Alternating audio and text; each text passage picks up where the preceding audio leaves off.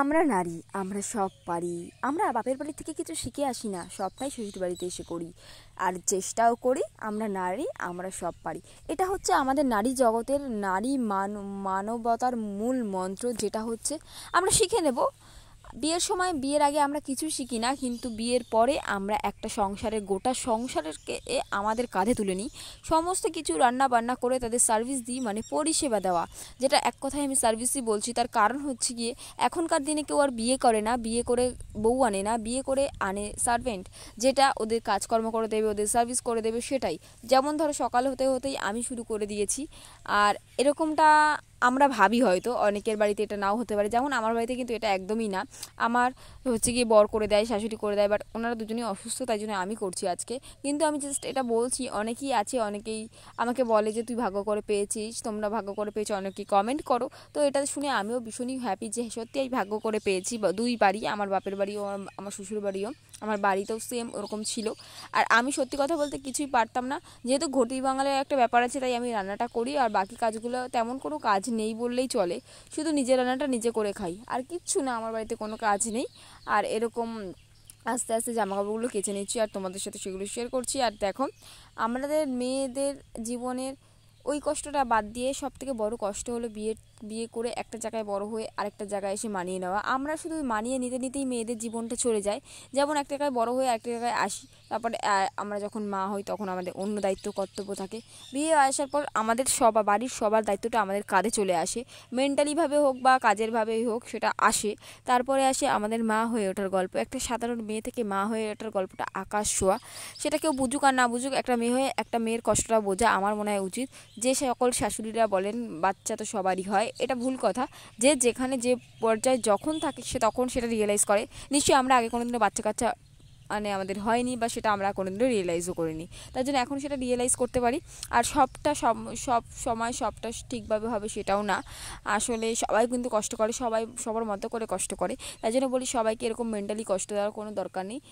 আগেকার দিনে তো আমরা ডাক্তার দেখাইনি, এমনি হয়ে গেছে, এগুলো হচ্ছে ফাও কথা।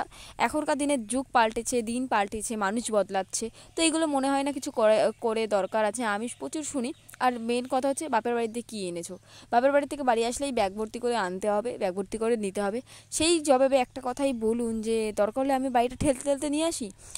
আমাকে একজন বলেছিল, কিন্তু আমি তার পরিপ্রেক্ষিতে উত্তর দিয়েছিলাম, বাপের বাড়িতে কিছু না, এবার ভাবছি বাপের বাড়িটা ঠেলতে ঠেলতে আমার বাড়িতে নিয়ে আসবো। কারণ কি, একটা একটা পার্সপত্র খোলাচ্ছে, বাড়িটা শুদ্ধ নিয়ে আসলে মনে হয় অনেকটা বেশি শ্রেয় না? যেমন ধরো, তোমাকে একটা চড় মেরে বা আগুনে পুড়িয়ে মেরে বা লোহার শিক দিয়ে মেরে, মানে একটু একটু তিলে তিলে মারার থেকে একবারে মেরে ফেলা কিন্তু সবাই চায়। অনেকে বলে আমি বিজনেসতে হতে চাই না, একেবারে আমি মরে যেতে চাই। এটাই আমার কথা, যে সে কষ্টটা অনেক কম পাবে না তিলে তিলে মরার থেকে, যে কষ্টটা ভিতরে। আর সেরকমই সেম মেয়েদের বাবাদের, বাপের বাড়িদের একটাই গল্প, যে হচ্ছে একটাই সমস্যা, তারা তো সারা জীবন দেবে। এই ধরো, বিয়েতে বাবা মা কী দিয়েছে একবার কেউ জিজ্ঞেস করে না, শ্বশুর শাশুড়ি শ্বশুর বাড়ি থেকে কী দিল, আগে তারা জিজ্ঞেস করে বাবার বাড়িতে কী দিল। মেয়ের অন্নপ্রাশন হবে, কিছু হলো, দিদার বাড়ি থেকে কী এনেছে, কিন্তু কোনোদিনও কেউ জিজ্ঞেস করে না ঠাকুমা দাদু কী দিল। যাই হোক, এইগুলো আমাদের প্রচলিত কথা, সেগুলোই আমি তোমাদের সাথে শেয়ার করলাম। কেউ খারাপভাবে নেবে, কেউ ভালোভাবে নেবে, কিন্তু এগুলো শেয়ার করা দরকার আমার মনে হলো। কারণ কি, আমি রিসেন্ট দেখছি প্রচুর বিয়ে হচ্ছে। সবাইকে একটা কথাই বলি, মেন্টালি প্রিপেয়ার হলে বিয়েটা করো, যেটা তোমাদের সবারই ভালো হয়। আর একটু বয়স হলে বিয়েটা করো। এই 12-14 বছরে বিয়ে করে ফেলছে। আমরা এই 20-21 বছরে এসেও মানিয়ে নিতে পারছি না।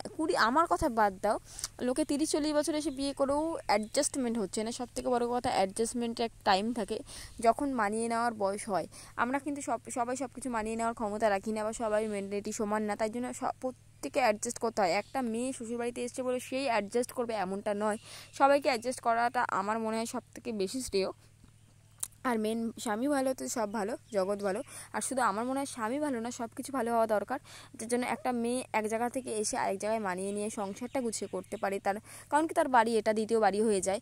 প্রথম বাড়ি স্কুল হয়, দ্বিতীয় বাড়ি হয়, তারপরে আরেকটা বাড়ি হয়ে যায় শ্বশুর বাড়ি। যাই হোক, মেয়েদের জীবন যাযাবর, সেটা আমি মানি, আর এখন তো বুঝতেই পারি।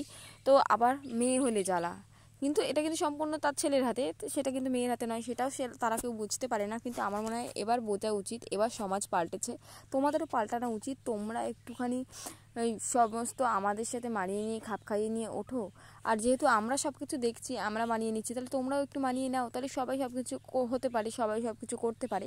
আর প্রকৃতির নিয়ম যেমন আগেকার দিনে এমন এমন একটা নিয়ম, ওরা ভাবে ওটা প্রাকৃতিক নিয়ম, যেটা পরস্পর হয়েই যাবে, কিন্তু না, এখনও অনেকে ঘর জামাই থাকে যারা এক বাপের এক মেয়ে, তারা কি করবে? তারা কি মা বাবাকে ছেড়ে যখন বয়স্ক হবে তারা ছেড়ে চলে আসবে? কেন ঘর জামাই থাকবে, এই করবে, তারা কথা বলে তারা ঘর জামাই থাকছে, অন্যের পিনিকে সে ঘর জামাই থাকছে না, বা সেটা আমরা তাহলে ঘর বউ হয়ে থাকতে পারছি, তারা ঘর জামাই হয়ে থাকতে পারবে না? এখনও আমাদের দেশ অনেক পিছিয়ে আছে এই যুদ্ধের মধ্যেও। মানুষের মানুষের কত ক্ষয়ক্ষতি, কত কিছু হয়, তার মধ্যেও এই কথাগুলো বলা আমার দরকার বলে মনে হলো। তো চলো, তোমাদের সাথে কথা বলতে বলতে অনেক কিছু শেয়ার করে ফেললাম। আর আমার ভিডিওটা যদি ভালো লাগে অবশ্যই লাইক কমেন্ট সাবস্ক্রাইব করে দিও।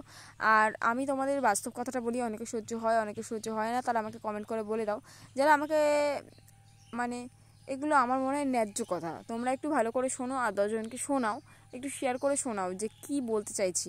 আসলে আমার কথাগুলো যদি যারা বোঝে তারাই আমাকে বুঝবে। তো আজকের ভিডিওটা অবধি, টাটা, ভালো লাগলে লাইক কমেন্ট সাবস্ক্রাইব, বাই।